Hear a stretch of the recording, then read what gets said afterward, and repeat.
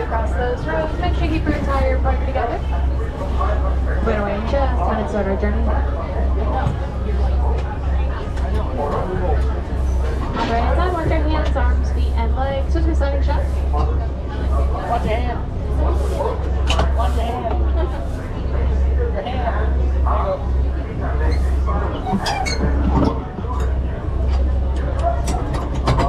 Driver doors are closed. Hold. Make sure we're fully seated back there, please. Make sure we're fully seated back there, my friends. Make sure you find your final seats, please. As long as on a word, which just means thank you in Swahili. You're in Harambe Wildlife to say Twende, which means let's go. Jumbo, everyone. My name is Elizabeth, and I'm with your safari guide. We're going to be heading out on the reserve in just minutes. Start our journeys. I have a couple of more rows to talk about as we get going. We need to make sure we'll be staying seated, keeping our hands, arms, feet, and legs inside the truck at all times. We're on the reserve today. For any little ones on board, they can be seated in a lap as long as they stay in one lap and one lap only. Let's get pretty bouncy out on these roads. We're going to head right down to our first stop, which is going to be in the Little Aturi Forest. It's going to be the most densely forested area of the reserve, where you can commonly find some of the shyest residents. A lot of the animals down in the forest do have great methods of natural camouflage to help them blend in with their surroundings. So we'll be keeping our eyes peeled and seeing who we can find.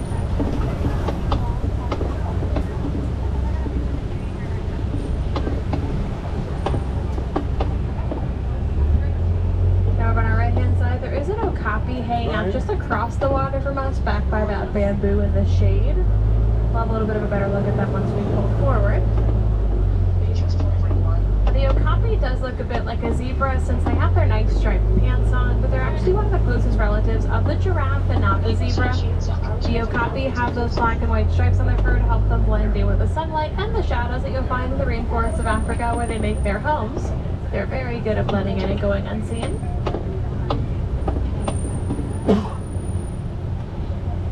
Not seeing anybody on that first hill on our left. We do a better look at the okapi from over here.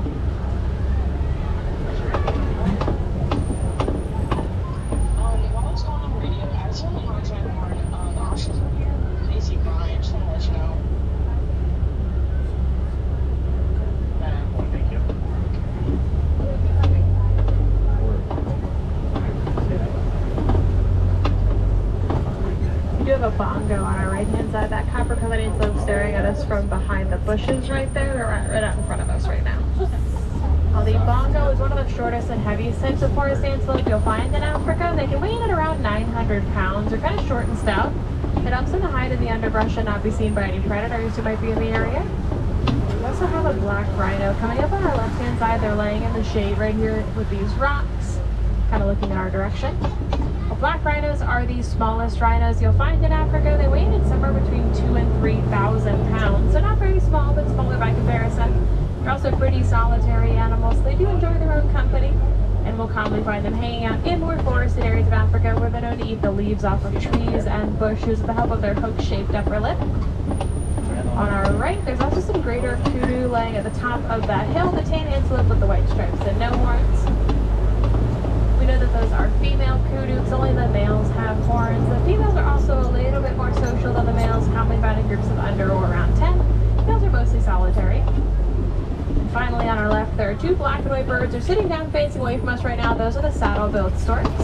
They do get their name from a yellow shape at the top of their bill. It kind of looks like the seat of a saddle. They have types of around 5 feet tall. Thanks to very long, spindly legs. And they like to use those legs to wade into shallow water where they will fish for their dinner. So got some nice prime water cyber listening down here in the forest. Speaking of water side, we're heading down to the Safi River Valley for our next stop. A lot of the animals down in the valley do like to hang out in and around the water, but Safi does seem clear, so we're keeping a close eye out. We might be hanging out below the surface as we head on down. We do have a lot of bird activity on our right-hand side. The very large gray and white birds with the big pouch below their bills are the pink-backed pelicans. They do get their name from a pink patch on their backs. It is most prominent under their wings. It is a pretty muted shade of pink, almost like a blush color. Not always visible from the outside unless they do raise their wings. They also use that pouch below their bill like a net. So they'll scoop fish up in that pouch, squeeze the water out, and swallow those fish whole. It's a great mental image for you. On our left, you've got a little bloat of Nile hippos all lined up sleeping behind the island. Nile hippos are nocturnal. They'll sleep all day in shallow water like that with their nostrils peeking out to be able to breathe, or at the bottom of the river. They can hold their breath for around 5 minutes at a time, even while they're asleep. Every 5 minutes, they just push off the bottom, rise to surface, take a breath, and then sink back down, all without having to wake up. It's a pretty cool reflex to have to get some uninterrupted rest. The reason why hippos are so aquatic is because they have some very sensitive skins. They can easily overheat or get sunburned in the afternoon sun. Staying underwater just helps to combat both of those issues.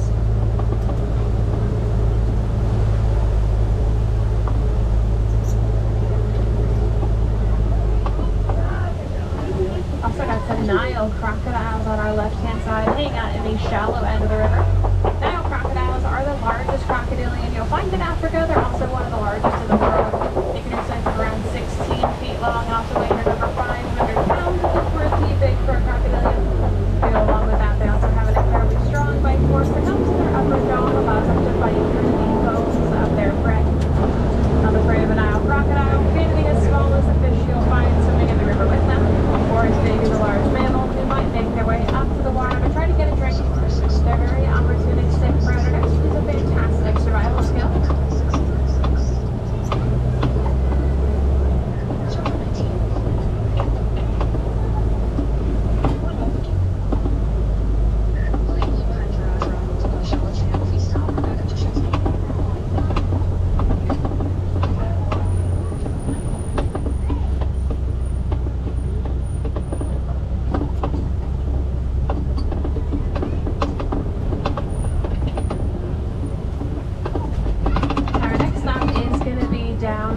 Savannah.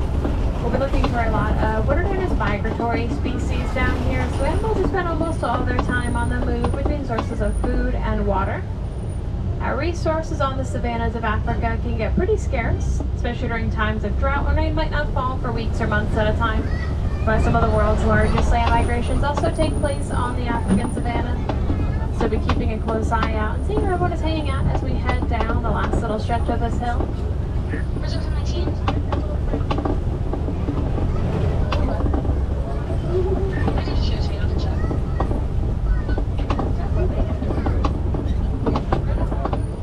Immediately on our right hand side, hanging out in the shade of some of these trees, are going to be those very small tan antelope with the dark brown racing stripe. Those are called the springbok. The springbok do get their name from their ability to spring. They can jump around 6 feet up in the air and 13 feet forward from a standstill. That does mean that if they wanted to, they could jump right through this truck from side to side without even touching it. These trucks are just under 9 feet wide, so they have plenty of room to spare. They also have a top speed of somewhere around 55 miles an hour. That makes them one of the fastest land animals and also definitely one of the fastest on the savannah. Just very talented athletes overall.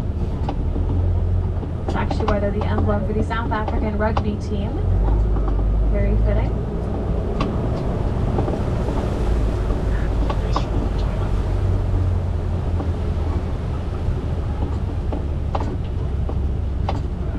Up on our left hand side, hanging out in the den over here, there are a couple of African painted dogs. They're all kind of snuggled up together right now, just snoozing.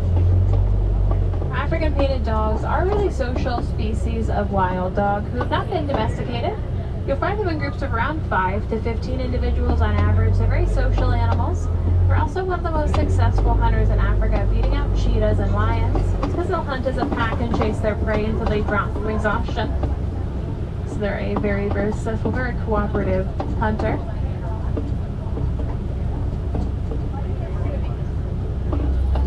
Just saving all that energy for later. Now it looks like over on our right hand side we're going to have two different animals, actually on our left and our right. Actually 3 different animals. On our left, laying back on that hill, we have 3 sable antelope with those very long curved horns. They're actually the emblem for the reserve you're on right now. They're kind of like a celebrity around here. And then on our left and right, we have these Harpins mountain zebra, including one who's hanging out right next to the road right here.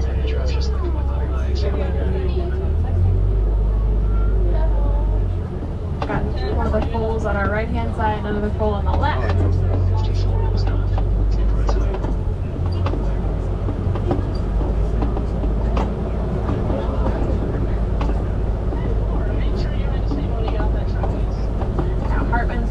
zebras are one of the 3 types of zebra you'll find in Africa. They're also the only ones that make their homes at higher altitudes than the others, hence that mountain in their names. They have a couple of different adaptations to make life up there a little bit easier, including things like a larger heart to help keep their blood pressure and circulation up, and also smaller hooves to make climbing easier. They're very well adapted for life at those higher altitudes. I'm not going to forget about the giraffes. We just have a couple more up ahead, so I'm saving talking about them for a little bit later. We also have an eland on our right, this very, very large beige antelope with the horns that go straight back. Eland are one of the world's largest species of antelope. They can reach heights of around 6 feet tall at the shoulder. They can also weigh in at over 2,000 pounds. That does put them in the same weight class as a giraffe, so they are very, very large, very stocky antelope. Tortoise in comparison, much smaller.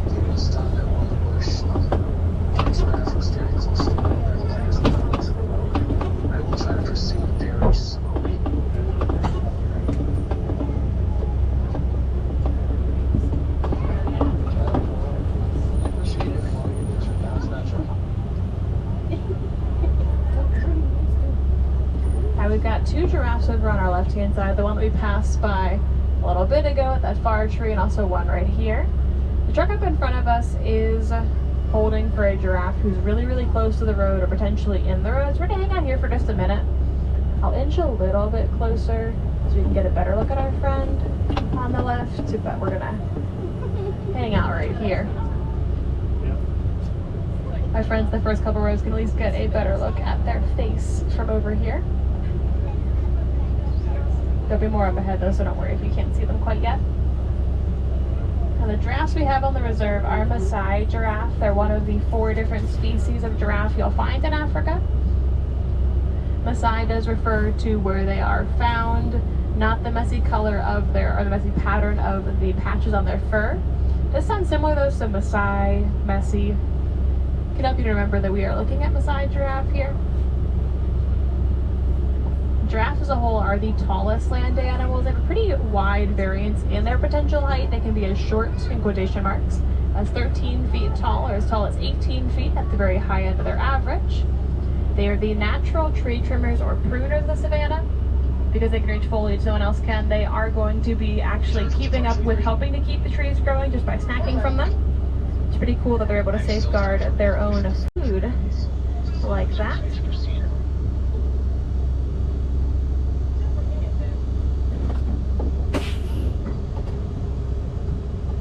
Giraffe is still hanging out very close to or in the road up ahead around the next turn. We're just going to continue, if I can remember to say continue to hang out here until they get back on their way. This is the animal's home, so they can cross the road or stay on the road, whatever they would like. There's no downside or negative for them. Worst case scenario, if they do hang out on the road for too long, we just encourage them out of the way with the help of some snacks. So again, really no downside here. This is their home, we're just living in it.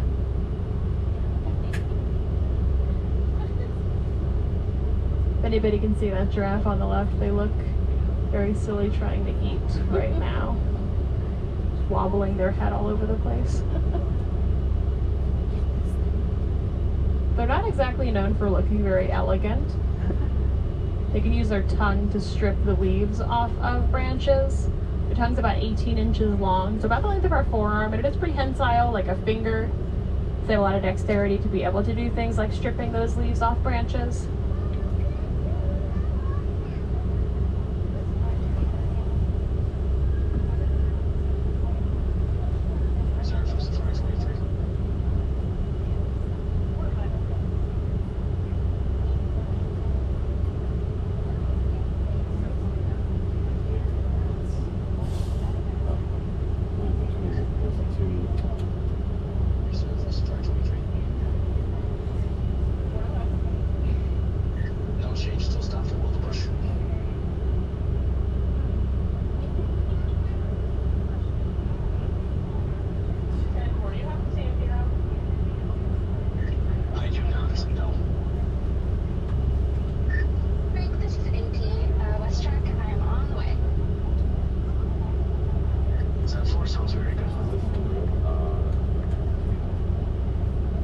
somebody is coming to try to encourage that giraffe to get on their way and go find someplace else to hang out across the savannah.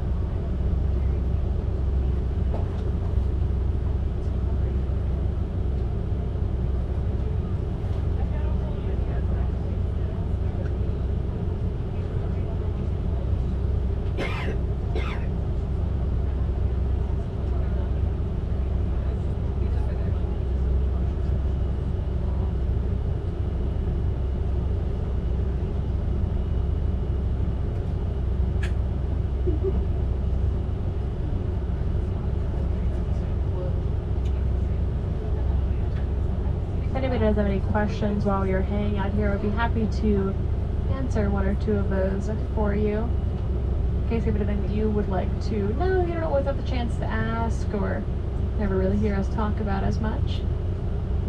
What are the baby zebras' names?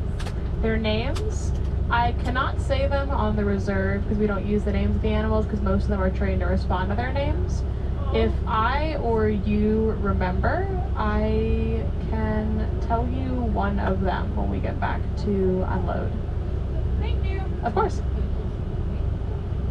Yeah, all the animals on the reserve do have names. We just don't use them on our safari because we don't want to mess up any training that they have. Put it that way. Oh, here. Oh, there's one of those giraffes.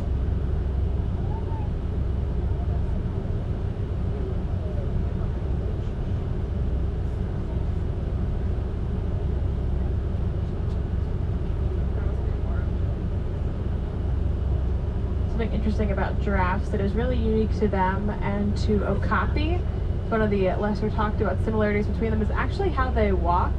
If you look at how they both walk, instead of with their legs walking in diagonal pairs, they actually walk with their legs in unilateral pairs. So both legs on one side move, and both legs on the other side move, kind of like a train, if that makes any sense.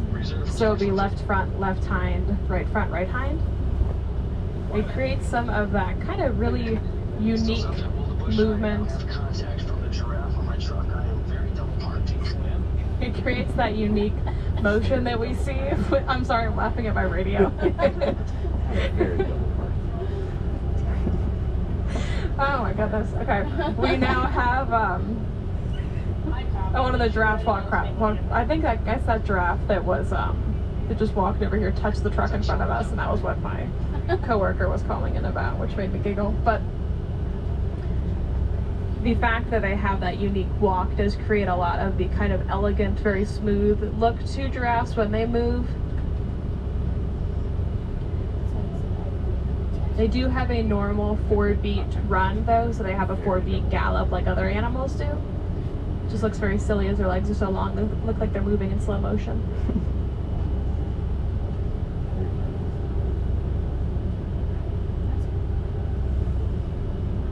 Now when they run, do they run the same way, or is it? They run like a normal gallop, so it's like a 4-beat gait. Okay. So how you would see like almost... Like a horse? Yeah, exactly, like a horse. So they have that moment of full suspension. That is kind of like the telltale sign of an animal galloping. They have the moment where no feet are touching the ground. I'm sure it's hard for them to... Yeah, they don't have a lot of endurance as far as running for very long. They can kind of trot, or, well, it's not a trot because it's not a diagonal 4-beat gait like it would be with a horse, but they can do their version of a trot over several miles, but running, not for very long. Shorter bits.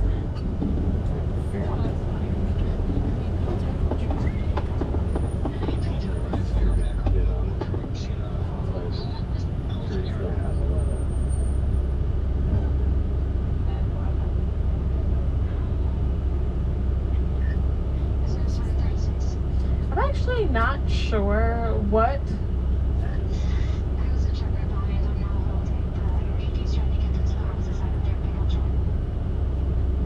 Sounds like the truck that was holding for that giraffe actually was not the one that is in front of us, it's the one that's beyond that. I thought it was the one in front of us because of the way they called their location, but apparently it was the one before, or the one after that. So now this truck in front of us is holding as well. Yeah, if you want a glimpse into what a day in the life is like. This is pretty much it. Staying in the shade. Guys, you got a very good look at our friend over on the left.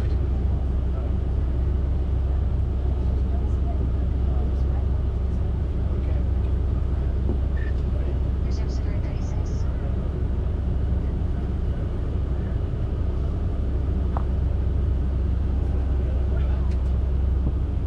Still holding.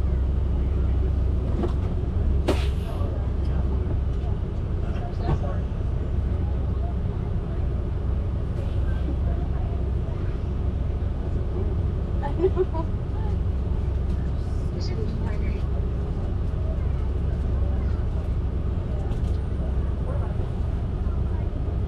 I'm not sure if this is one called in there, but I'm behind Safari 11 and their passenger side tail light is out.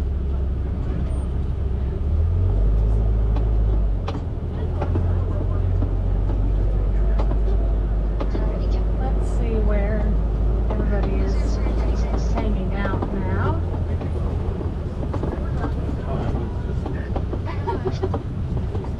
Still close to the road. Cool. Are you about to cross the road again?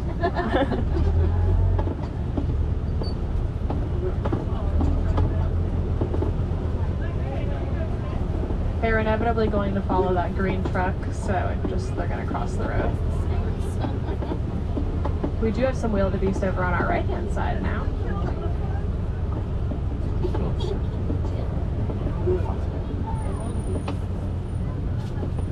Very dangerous. Just make sure we're not eating on the truck, please. We just can't have any open food because of the animals. Go that way, my friend.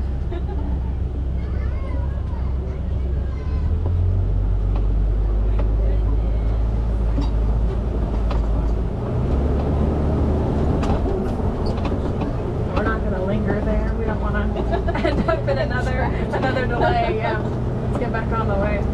See some more animals. We've already gotten some very good looks at giraffes today. For the wildebeest is up there on that hill, they're part of one of the world's largest land migrations.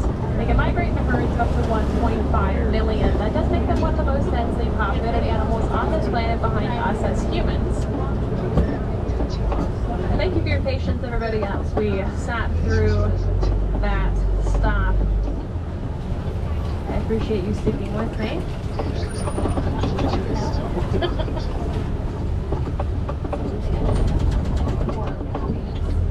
On the right hand side, we do have an African elephant hanging out in the shade right over there. African elephants are the largest land animal. We'll find them living what are known as matriarchal family groups. It just means that mom or grandma is the one in charge of the entire family, not unlike with people. And elephants do leave their family group somewhere in their mid to late teens to branch off and form loose bachelor herds, but the females stay with their families for their entire lives. So our friend back there on the right hanging out by themselves is going to be one of those males. We're not going to see females ever hang out by themselves. They're just too social. They don't want to leave their families. So we might be able to find a family group up ahead, or maybe a couple of bachelors hanging out together. We'll keep our fingers crossed as we head over to the next waterfall. There should be more activity off in that direction.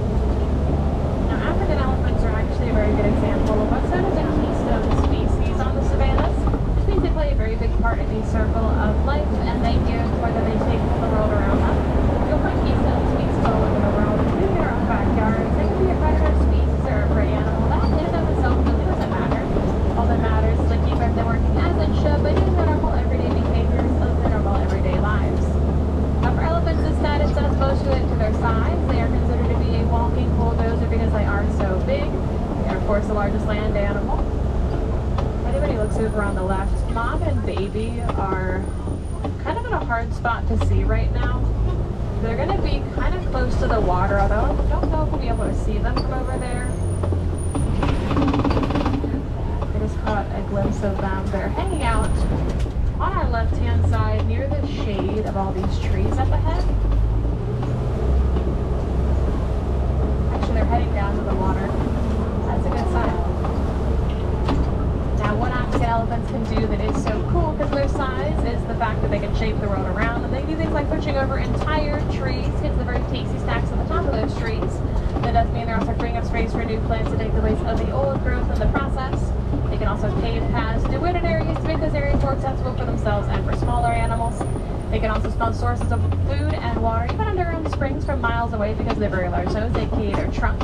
They can then travel to these water sources, dig them up with the help of their trunk and their tusks, and that allows themselves and other animals to access water during the roughest time of the year.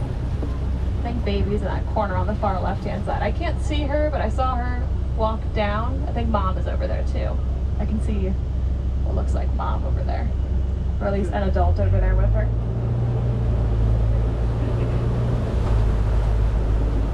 Now, elephants really are just one example of a keystone species. There's so many we've seen so far from all across Africa. Giraffes are another very good example. Those important tree trimmers. I would encourage you to find a couple that exist in your backyard and find a couple ways to help protect them in your day-to-day life. Little things like picking up trash at local park and also recycling can play a very, very big part in helping animals of all different kinds. We're just as worthy as the ones that we are seeing on the reserve right now. We've also got an island full of greater flamingos on our left-hand side. They are the largest and the lightest pink species of flamingo. They get their pink color from something called beta carotene. It can be found in things like krill and brine shrimp that make up a lot of their diet. If anybody noticed the kind of grayish brown looking ones out there, they're fully grown, but those are the juveniles. They're born with gray feathers. It takes around 2 years to reach their full pink coloration.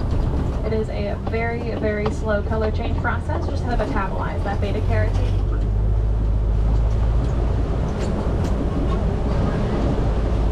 On the second half of the savannah now, things are going to be a little bit shadier in here, more shelter to get out of the elements for any animals who want to hang out in the shade. We have a mud wallow on our left, a good indicator that there might be some rhinos around here. Elephants and rhinos both have very thick but very sensitive skin, so mud's kind of like an all-in-one skincare routine for them. It is a sunscreen, it's a bug repellent, it keeps them cool, and it also keeps their skin from drying out. It's a very good all-in-one, all-natural skincare routine. So keep that in mind as we make our way around. Looking for anybody on our left who might be a little bit harder to spot. There are some white rhinos on our right. They're hanging out on the hill. You got little pass through. You can just get a glimpse of them sleeping right there. Those are white rhinos. They're the largest and most social of the 5 species of rhino. They mature to weigh somewhere around 5,000 pounds. So they do make their homes on the savannah with their families, but they've got a very wide square rock to help them graze from all the grasses that grow out here. Kind of like gigantic 5,000-pound lawnmowers. There's also a cheetah on the left. There are 2 on the far left corner. A little bit difficult to see as they're laying flat, but they are over there just snoozing away. Now, cheetahs are the fastest land animal. They have a top speed of between 60 and 70 miles per hour. They're more like a sprinter than a marathon runner, though. They can only maintain that speed for about a quarter mile. It does make stalking their prey a very important part of their hunting process. They're also one of the few predators in Africa who prefer to hunt during the day rather than at night. That's why they've got black fur under and around their eyes. That fur looks like eyeliner, but it actually acts like athlete's paint to help absorb the sun and keep the glare out of their vision while they're on the hunt. On our left, we also have some lions. The male is laying on that lower rock right there. The female's probably not too far away. Now, lions are the most social of all the big cats. They're big cats are very solitary animals. Lions really are an anomaly since they actually prefer to live in groups. There's the female actually up there by the trees. In a pride of lions, the females are the ones who do the majority of the hunting every night, while the males stay back to guard the territory and watch over any cubs that might be in the pride. Since lions do hunt at night, they'll sleep for around 18 to 20 hours of the day to conserve energy for that hunt. So to be hunting at night, have the cover of darkness to hide from their prey, the cooler weather, which does mean less energy exertion on their part. And to go along with that, the night vision's around 6 times better than ours is. They're very well adapted for hunting after the sun has set. We've got some burrows on our left-hand side. Look like prime real estate for some warthogs. They are the largest burrowing animal. They can dig their own, sorry, the largest burrowing animal in Africa. They can dig their own burrows and help with their tusks and their really wide snouts. They can also reuse burrows made by other animals. It's a great example of recycling and also working smarter and not harder in the animal kingdom. Also got the world's largest bird on our right-hand side. Some ostriches back there. They're a little bit too big to fly. They're actually the fastest animal on 2 legs. They have a top speed of over 40 miles an hour, which is pretty impressive. It's also way faster than I will ever be. Those are the females that were back there. They have the kind of grayish brown primary feathers and the white wingtips. Males have black feathers and white wingtips. They're the ones you typically see portrayed in a movie or on TV. The females are also a little bit smaller. We don't have a male here to compare, but they're even taller than they are. You can imagine that. We've made our way down to our last stop now. We've got one more animal to see here. They're very adorable, very entertaining, and also very important to conservation efforts all across Africa. They are a conservation superhero. They keep an eye on the warden's post for us all day. They take their job very seriously. Here they are on the left. These are the Nigerian dwarf goats. They're a small domesticated species of goat who are commonly kept as pets and as livestock. Not only are they very adorable and very entertaining, but they're also very important. Their milk can be sold for a very high profit, as it tends to taste very sweet. The sale of that milk helps stimulate the economy in rural villages in Africa. It also helps to encourage those villagers to keep their business focused on domesticated animals rather than wild animals. And that's why the little conservation superheroes.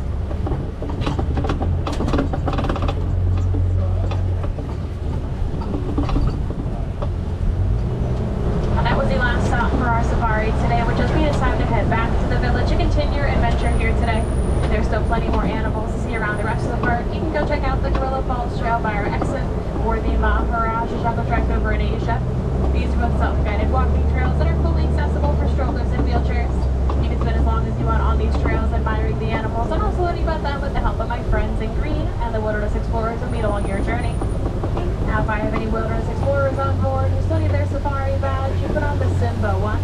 That is the name of the strap and also your code word to get your badge on your way back to the village. I'd also encourage you to find your favorite animal around the park and learn as much as you can about them while you're visiting us today. When it comes to wildlife conservation, knowledge really is power. The more we know about these animals, the more we care. And the more we care, the more we protect them, which is the ultimate goal. So if you do have any questions, I'll be happy to answer those. Let's get back up to the dock up ahead. My window's always open. Again, I do want to say thank you very much for your patience. Thank you for sticking with me. That was a pretty long safari. So Asante-san, thank you very much. Thank you. Dropped off at that dock. Just step ahead. Get you on your way to your next adventure.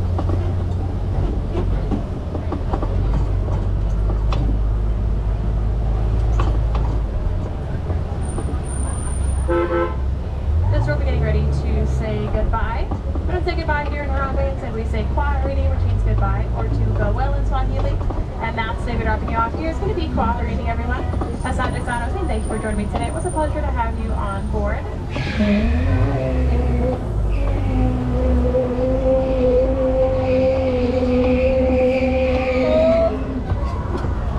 On the right hand side, we'll turn hands, arms, feet, and legs just sliding open. Watch shipping at my friend's Kwaherini. Thank you.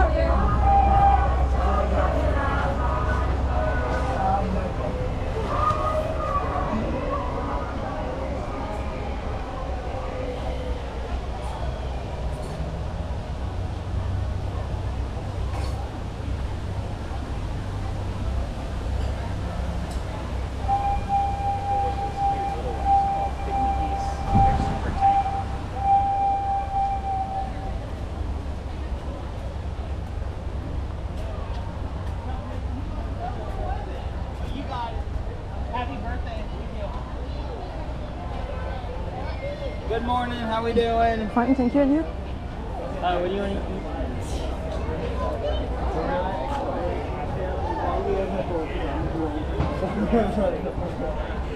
Oh no, I've never heard you say that. So it is new. It's one of my new servers. I try to rotate this whole thing. In 80 years, they're going to be like, yeah, I don't say all my life now.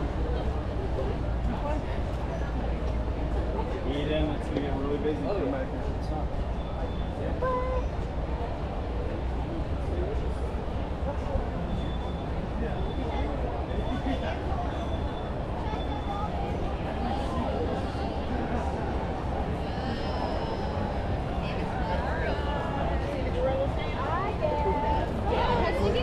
Yes, my name is Katina.